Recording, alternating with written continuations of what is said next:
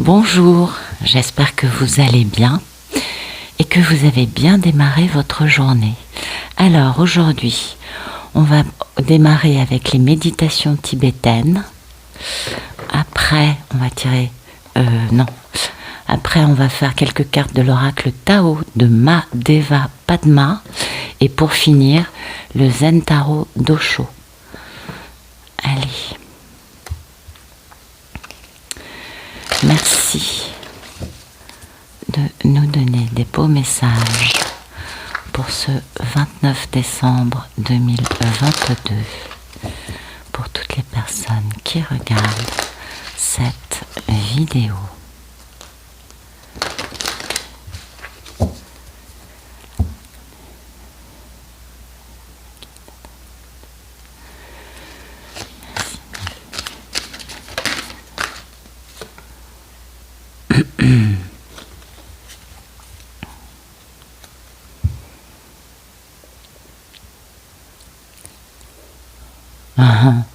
Ouais.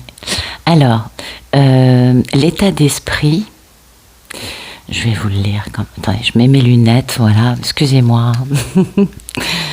Voilà, ça va aller beaucoup mieux. Ne vous tournez pas vers le passé. N'anticipez pas non plus le futur. Le passé est passé, le futur est à venir. Celui qui voit clairement le moment présent devrait s'efforcer de maintenir cette conscience. On appelle ça la pleine conscience. Le moment présent, la pleine conscience, être dans l'instant, n'avoir aucune pensée sur quoi que ce soit, c'est la sagesse ultime. Je sais, ça paraît fou, et pourtant... Pardon. Et le message pour aujourd'hui. Aussi longtemps que durera l'espace, et aussi longtemps qu'il y aura des êtres vivants, je pourrai continuer, moi aussi, à souffrir, afin de disperser la misère du monde. Voilà, alors ça c'est grande sagesse bouddhiste. C'est la sagesse de comprendre que pour pouvoir disperser, c'est-à-dire nettoyer et évacuer la misère, eh bien, il faut comprendre ce que vivent les humains.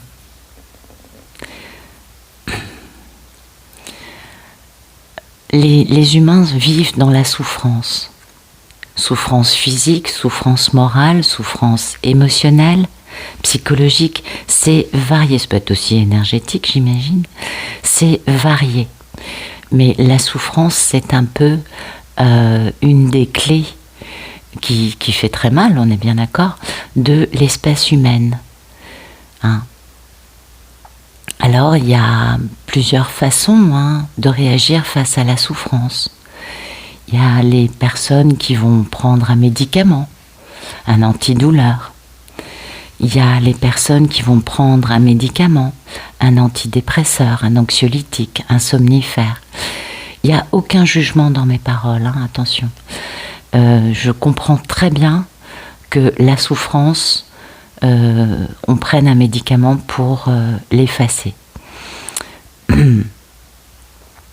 La souffrance, première clé pour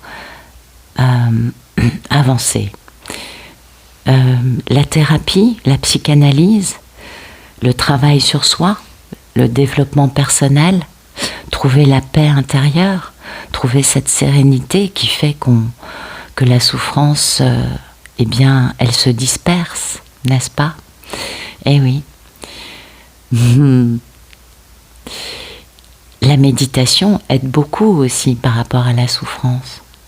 La souffrance, c'est un peu l'état d'être d'un être humain. Et puis, on a différentes réactions par rapport à ça. Mais on passe du temps à être victime de notre souffrance et à réagir face à des situations, n'est-ce pas? Réactivité émotionnelle égotique.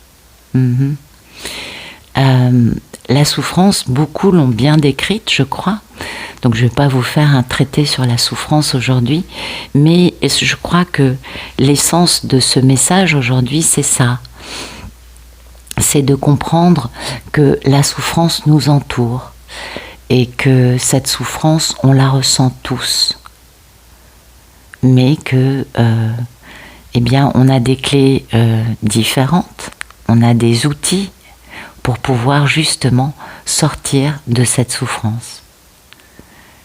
Et puis, la grande clé, et c'est très joli que ce soit sorti en état d'esprit, la grande clé par rapport à la souffrance, c'est justement cette pleine conscience, de ne plus avoir de pensée. Comment est-ce qu'on atteint cet état ? Cet état, on l'atteint par... alors pour certains artistes, ça peut être en créant, vous voyez, tellement absorbés dans leur création, tellement dans l'instant de la création, que leur esprit se vide. Pour d'autres, la méditation, qui permet d'augmenter l'espace vide entre les pensées jusqu'à un moment où les pensées deviennent des choses moins importantes, parce qu'on comprend que je connais bien cogito ergo sum, on est bien d'accord, je pense donc je suis, absolument, et bien c'est exactement l'inverse. Je suis parce que justement mes pensées ne me dominent pas. Et que je comprends que ça paraisse complètement contradictoire avec une grande base de la pensée, on est tout à fait d'accord, mais il se trouve que la pleine conscience, qui est l'état le plus élevé pour un pratiquant méditant, et qui est un état dans lequel il n'y a aucune souffrance, c'est justement d'arrêter les pensées.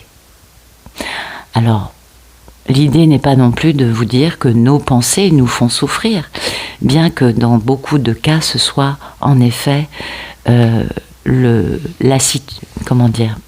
c'est une des clés, on va dire. Mais en effet, quand vous rencontrez des personnes qui sont dans la pleine conscience, eh bien, vous rencontrez des êtres dont l'énergie, la présence, vous tranquillise, vous détend, vous permet de trouver vous aussi votre paix intérieure. Et ça, c'est la clé, enfin, pour les bouddhistes. Allez, on va regarder autre chose comme message. Merci de nous donner des beaux messages pour ce 29 décembre 2022, pour toutes les personnes qui regardent cette vidéo. Merci.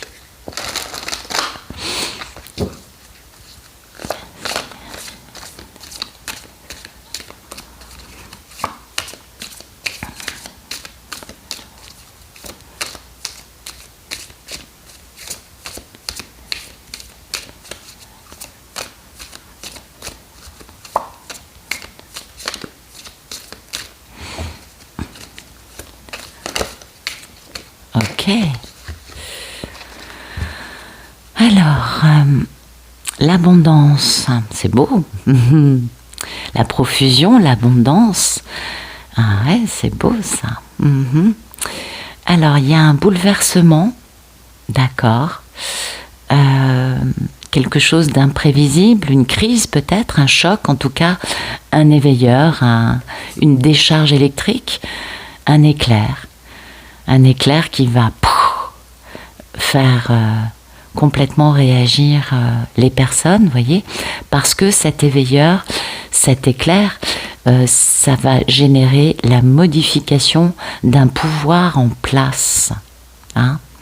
Ça peut être aussi un réveil, vous voyez, un électrochoc, voilà, c'est le terme que je cherche, avec un éveil derrière, va permettre d'éveiller les personnes quant au fait qu'une situation n'a plus lieu d'être, ou peut-être tout simplement un moment eureka, avec une grande prise de conscience.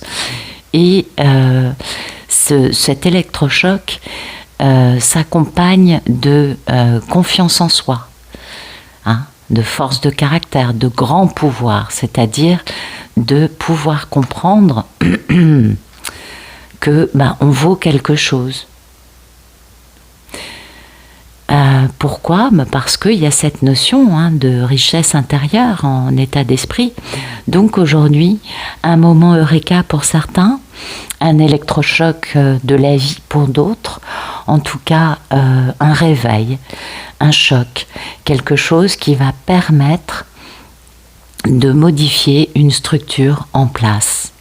Alors ça peut être dans notre tête, en nous, ça peut être aussi dans notre vie, ça peut être dans plein de domaines différents, c'est à vous de voir en quoi ça vous parle, et ça permet une grande libération, ça permet de retrouver sa propre force de caractère, ça permet aussi de l'affirmer, vous voyez, de se sentir du coup beaucoup plus fort, beaucoup plus, par exemple, digne, vous voyez, se sentir beaucoup plus puissant dans le fait d'être tout simplement qui on est, de façon certainement authentique, parce que cet électrochoc qui va exploser des structures érigées de façon égotique, vous savez combien l'humain, et c'est normal, c'est sa nature, attention, y a pas de, encore une fois, c'est une analyse, mais ce bouleversement est nécessaire. C'est nécessaire pour que on puisse trouver ce grand pouvoir en nous. Et puis, vous voyez, c'est beau parce que on a cette abondance, cette générosité, ces récompenses, ces richesses intérieures.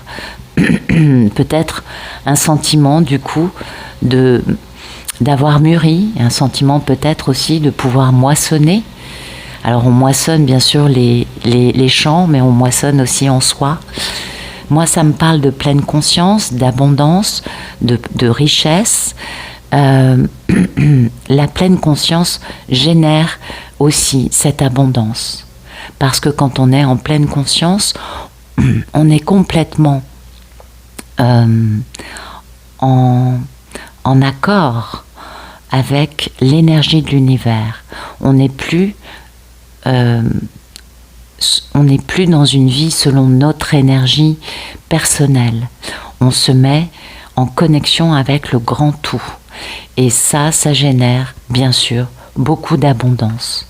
Donc un choc aujourd'hui, un choc bénéfique apparemment, qui va permettre de retrouver une force, une sensation de valoir la peine et de retrouver une grande confiance en soi.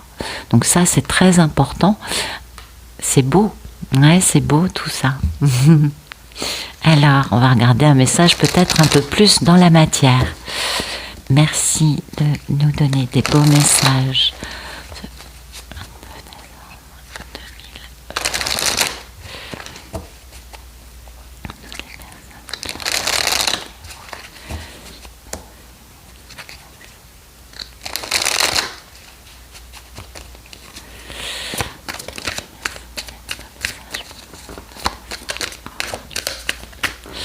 Ben oui, je suis pas étonnée. Voilà, vous voyez, c'est le courage qui sort. Ça, c'est la carte de la force, avec cette notion de plénitude.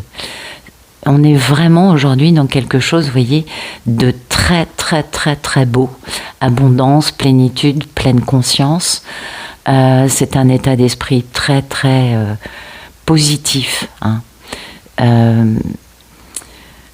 le fait de ne plus être soumis à nos pensées. Ouais, c'est possible. En tout cas, il y a cette notion de courage aujourd'hui, cette notion de force.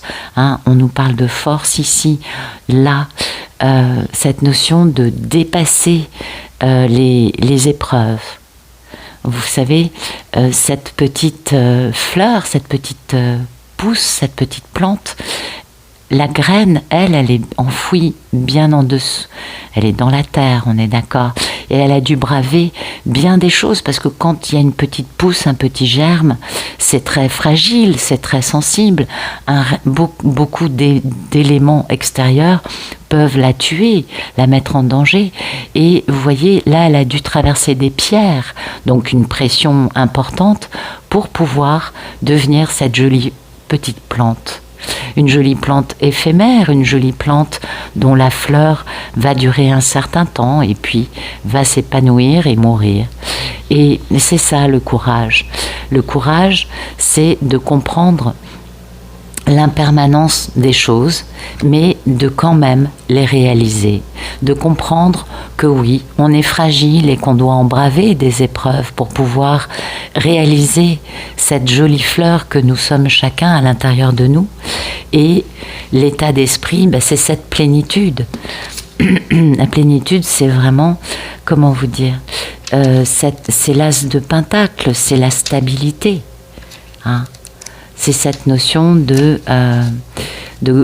poser une stabilité qui permet... c'est marrant parce qu'en plus, c'est la même idée. Ouais.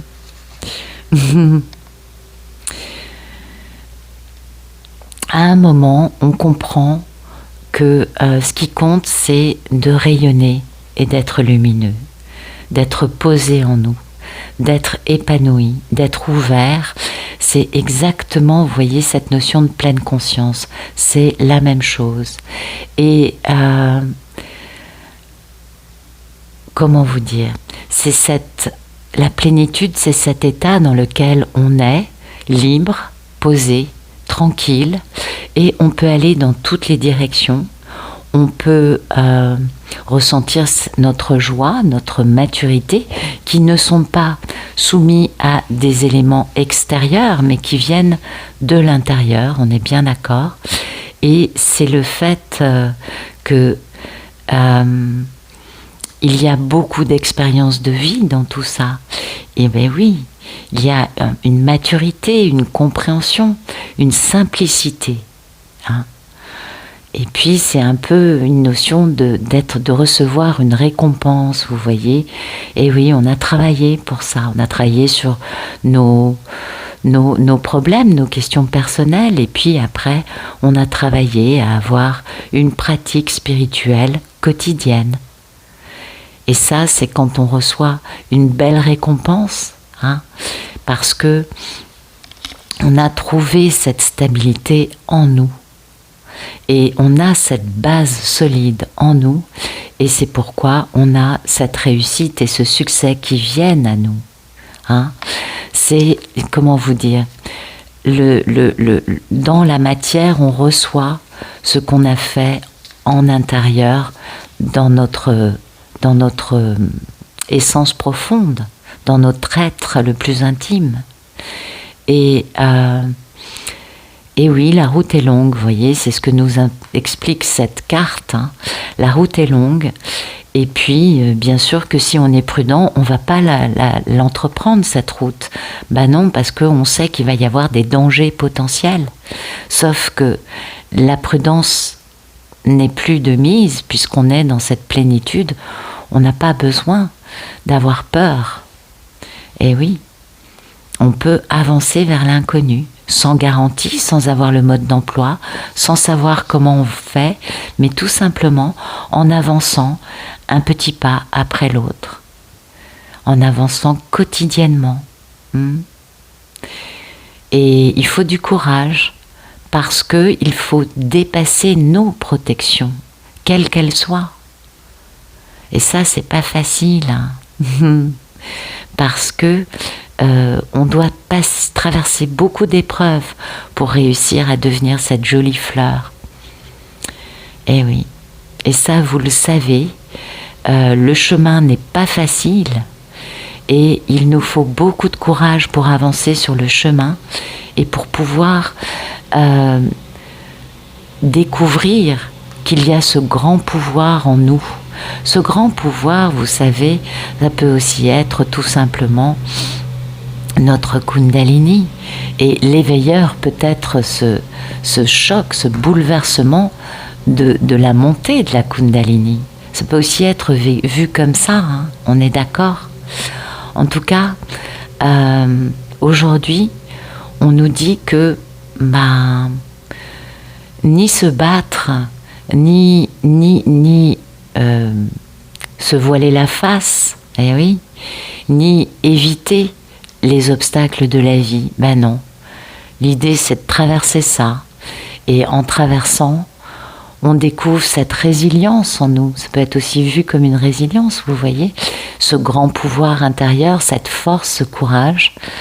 Donc, aujourd'hui, on a une journée dans laquelle peut-être beaucoup vont comprendre qu'ils sont beaucoup plus forts qu'ils n'en avaient l'impression et qu'ils ont beaucoup plus de courage pour traverser les épreuves qu'ils ne pouvaient en être convaincus auparavant.